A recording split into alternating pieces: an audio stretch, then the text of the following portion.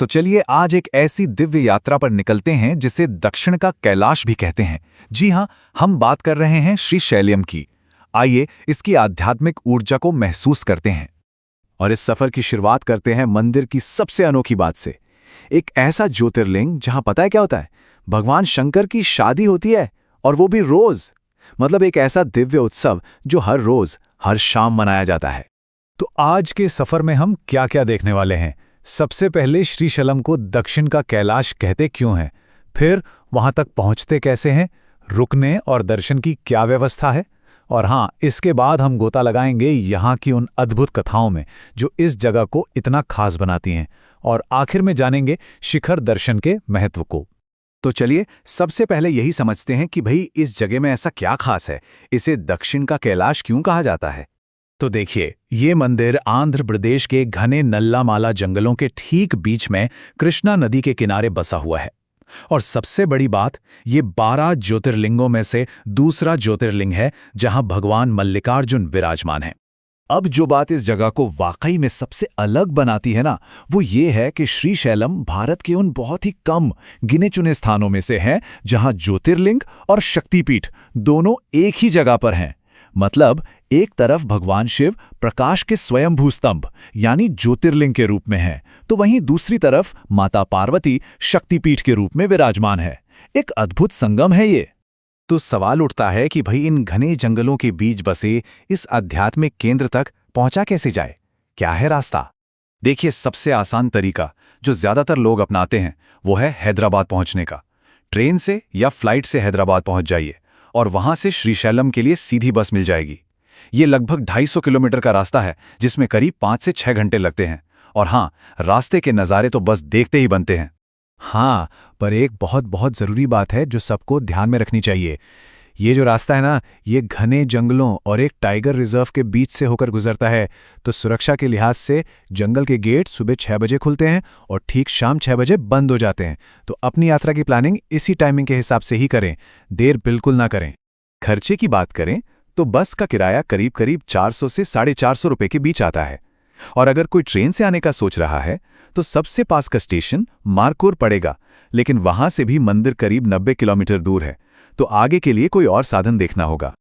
और हाँ, इस खूबसूरत सफर में रास्ते में एक और शानदार जगह पड़ती है, कृष्णा नदी पर बना विशाल श्रीशैलम बांध।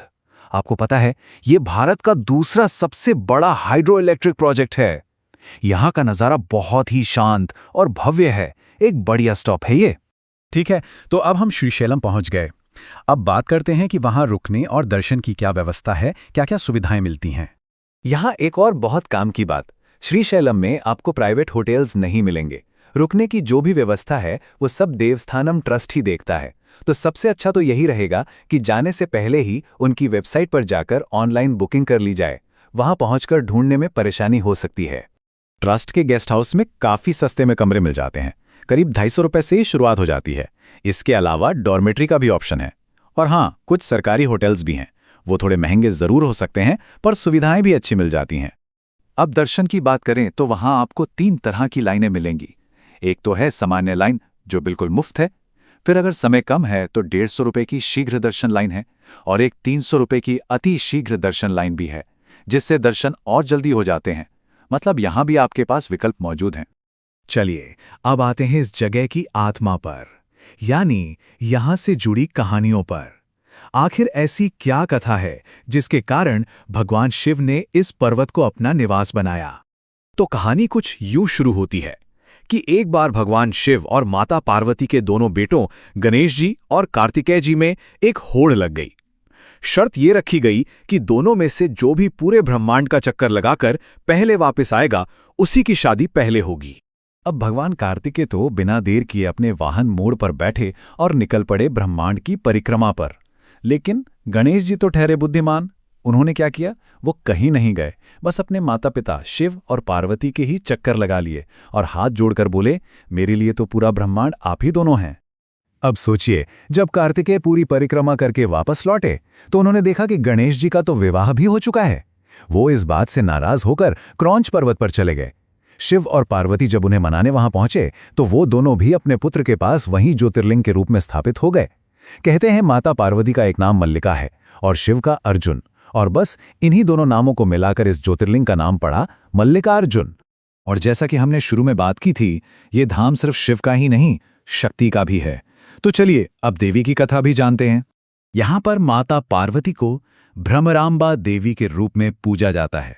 ये उनका वो शक्तिशाली अवतार है जो उन्होंने अरुणासुर नाम के एक राक्षस का वध करने के लिए धारण किया था।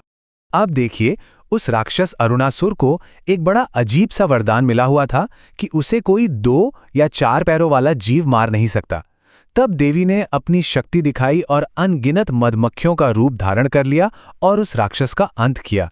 संस्कृत में भ्रमर का मतलब होता है मधुमक्खी, और इसीलिए देवी का नाम पड़ा भ्रमरांबा, यानी मधुमक्खियों की मां या देवी। तो देखा कैसे ये कथाएं बताती हैं कि यहाँ शिव और शक्ति दोनों एक साथ एक ही स्थान पर वास करते हैं। और अब आखिर में बात करते हैं इस मंदिर की, उस महान विरासत की, जिसकी जड़ें इतिहास और आस्था दोनों में बहुत गहरी हैं। इस मंदिर को हमेशा से ही बड़े बड़े राजा महाराजाओं का संरक्षण मिला है। जैसे विजयनगर साम्राज्य के महान राजा कृष्णदेव राय ने इसके शिखर पर सोने का कलश चढ़वाया था। और तो और छत्रपति शिवाजी महाराज के बारे में भी ये कहा जाता है कि उन्हें अपनी दिव्य भवानी तलवार यहीं पर देवी के आशीर्वाद से मिली थी। और स्कंद पुराण में एक बहुत गहरी मान्यता का जिक्र है, वो ये कि इस मंदिर के शिखर का दर्शन कर लेने भर से ही जन्म मरण के चक्र से मुक्ति मिल जाती है, मोक्ष मिल जाता है। और शायद यही वजह है कि यहाँ हर रोज होने वाला शिव पार्वती का विवाह इस बात का प्रतीक है कि इस स्थान पर दिव्यता हर पल हर क्षण जीवित है, और उसकी बस एक झलक भी इंसान का कल्याण कर सकती है। तो ये सब जानकर मन में एक सवाल तो उठता ही है कि उस जगह को अनुभव करना कैसा होगा, जहां एक लंबा सफर, सदियों का इतिहास और लोगों की अटूट आस्था, ये तीनों चीजें एक ही बिंदु पर आकर मिल जाती हैं।